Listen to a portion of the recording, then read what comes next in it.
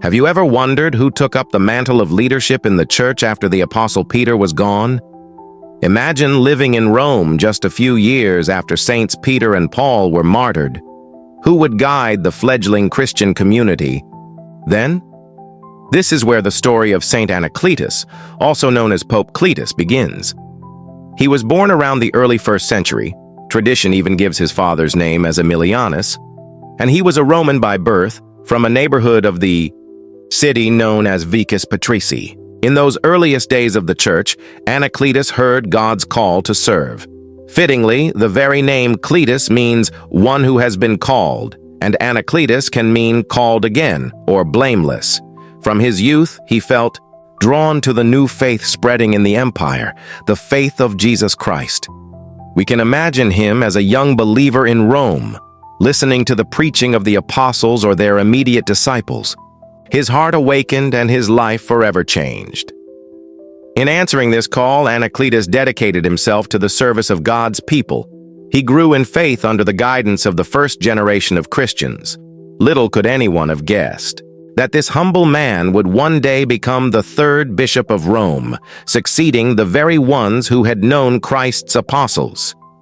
He would carry on the mission of Saint Peter and lead the church through times of trial.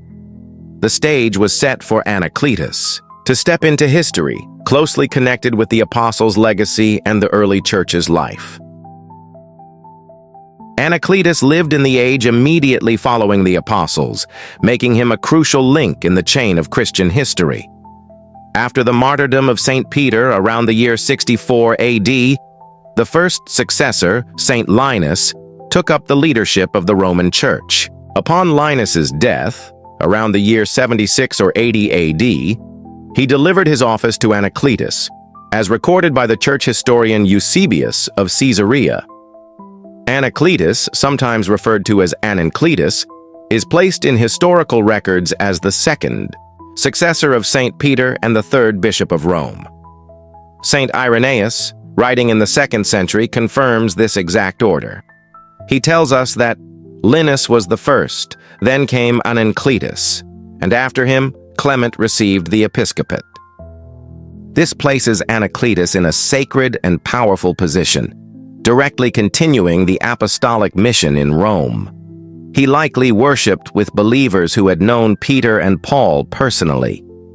He would have prayed with the early Christians, listened to the same gospel teachings, and served those shaped by the words of the apostles. Some ancient documents listed Cletus and Anacletus as if they were different people, creating confusion. For example, the 4th century Liberian catalog mistakenly placed Clement before Anacletus and listed both Cletus and Anacletus as separate popes. But later scholars, and the Church herself, clarified that Cletus and Anacletus were two names for the same person. Pope Anacletus. Church fathers such as Irenaeus and Saint Augustine always treated Cletus and Anacletus as one, and today the Church officially recognizes him under both names. This wasn't just a matter of names, it was a matter of spiritual continuity. Anacletus provided a bridge between the Apostolic era and the next generation of believers. He helped anchor the Roman Christian community in the teachings of the apostles during a time of growing persecution. That persecution intensified under the rule of Emperor Domitian, who reigned from 81 to 96 AD. Domitian revived the cruelty of Nero, unleashing violence and fear on Christians throughout the empire. And yet, Anacletus stood firm. A shepherd watching over his flock in the shadow of danger, he carried the torch of faith, lit by the apostles through a time of darkness and trial. When Anacletus assumed the office of Bishop of Rome, likely around the year 76 or 80 AD, he did more than simply preserve what had come before. He took active steps to strengthen and organize the growing Christian community in the city. According to early church tradition and the Liber Pontificalis, Pope Anacletus is credited with dividing the city of Rome into 25 parish regions. This helped ensure that every part of the city had spiritual care. He also ordained 25 priests, assigning each one to serve these local communities. Through this structure, Anacletus laid the foundations of the parish system, a model that still shapes the Catholic Church today. These decisions show his wisdom as a leader. As the number of Christians grew, so did the need for local shepherds, pastors who could baptize, celebrate the Eucharist, and teach the faith. Anacletus saw this need and responded, building a network of spiritual leadership across Rome. His quiet work helped the Church grow not only in numbers, but in strength and unity. But Anacletus's vision went beyond administration. He also had a deep reverence for those who came before him, especially Saint Peter. According to tradition, Pope Anacletus built a small shrine over Peter's tomb, honoring the memory of the apostle who died for Christ in Rome. This was not yet the grand basilica we know today. It was likely a simple memorial, perhaps a chamber or oratory, where believers could pray near the apostle's grave. But its meaning was profound. In a time of persecution, when Christians risked their lives to gather, Anacletus gave them a place to remember Peter's witness and draw strength from it. He preserved the memory of Peter, not just through stories, but through sacred space. By doing so, he encouraged a suffering church to remain faithful. He reminded them that the one who had denied Christ 3 times had also died for him, and that all of them could find courage in that same love. Even though none of Anacletus's personal writings have survived, his legacy lives on through these actions: organizing the church, ordaining new leaders, honoring the martyrs, and keeping the flame of faith burning in Rome. His contributions were quiet but powerful, and they built up the church from within.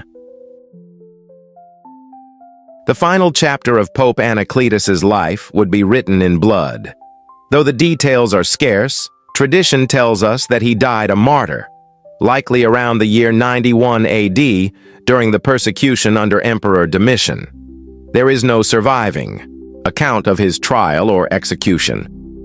But based on the era and the treatment of Christians at that time, we can imagine the courage it must have taken to remain faithful. An old man by then, in his 70s perhaps, Anacletus stood before Roman authorities accused of leading the followers of Christ. And like so many early believers, he would not deny the Lord he loved. He gave his life for the gospel, following in the footsteps of Peter and Paul. His very name, Anacletus, meaning blameless, became a testimony to the faith he defended with his blood. After his death, the Christian community buried him with great reverence. According to ancient sources, he was laid to rest near the tomb of Saint Peter in the Vatican area, a fitting place for a man who had continued Peter's mission and honored his memory in life. Though exact archaeological evidence is debated, early church tradition consistently affirms that Anacletus rests close to Peter, his predecessor and spiritual father. His memory was cherished by the church. In fact, his name, under the form Cletus, was included in the Roman canon, the most sacred Eucharistic prayer of the Mass. To this day, when that ancient prayer is used, his name is still spoken. Linus, Cletus, Clement, a living reminder of the Church's earliest leaders. The Church celebrates his feast day on April 26th, honoring him not only as a pope, but as a martyr and saint. Though his story is not often told, his witness lives on. Even the poet Dante Alighieri, in his Divine Comedy, placed Pope Cletus in heaven among the blessed, showing how deeply his holiness was believed and honored. Anacletus left no writings, no grand sermons, no epistles, but he left something far greater: a legacy of faithfulness, service, and sacrifice. He helped shape the foundations of the Church. He offered his life for Christ, and in doing so, he became part of the great cloud of witnesses who still inspire us today. What can we learn today from the life of Saint Anacletus? He is not as well known as Peter or Paul. He didn't leave behind powerful letters like Clement. Yet his quiet faithfulness helped preserve the church in one of its most fragile times. First, Anacletus reminds us of the power of humble service. He was not seeking recognition or glory. He served because he was called Cletus, the one called by God. He answered that call faithfully, even when the world offered nothing but persecution in return.